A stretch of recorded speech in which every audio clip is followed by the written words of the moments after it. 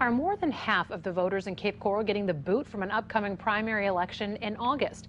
Incumbent Republican Dane Eagle taking on 3 Republican opponents for state representative. Until now, thanks to a last-minute write-in candidate, all non-Republican voters will not have a say in who represents them. Four in Your Corner's Warren Wright telling us about this controversial candidate. Warren? Well, Emily, it's a tricky rule, but bottom line, before write-in candidate Jeremy Wood decided to run, all registered voters could cast a ballot in this race, regardless of party affiliation. But now, because of election laws, it's closed to only Republicans. So today, I went to ask Wood about his last-minute decision to run. But as I soon found out, he wasn't very interested in talking. Incumbent Dane Eagle is running against 3 other Republicans for the District 77 state representative primary.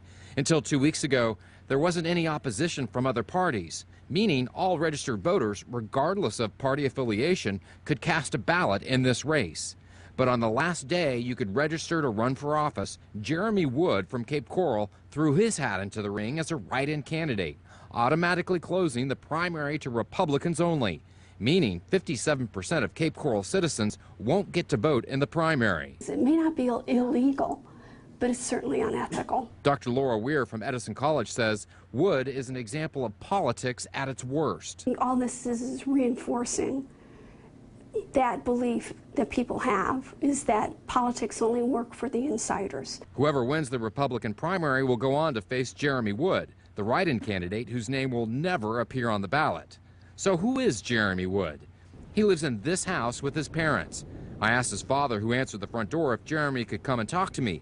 His father said Jeremy didn't want to leave his bedroom. His campaign finance records show Wood works at Sanibel Harbor and Resort, making $13,000 a year, and is $34,000 in debt. He's raised no money for his campaign or spent any. He has no literature or website talking about his campaign. Dr. Weir isn't impressed. If this is a democracy, why rig the rules to make sure 57% of the voters don't get a chance to vote? Now, Dr. Weir says the benefit of shutting down the primary is it prevents a more moderate candidate from winning, and adds it's something both parties are guilty of doing. Weir says the only way to solve a problem like this is to purge the party of politicians and bring in true public servants.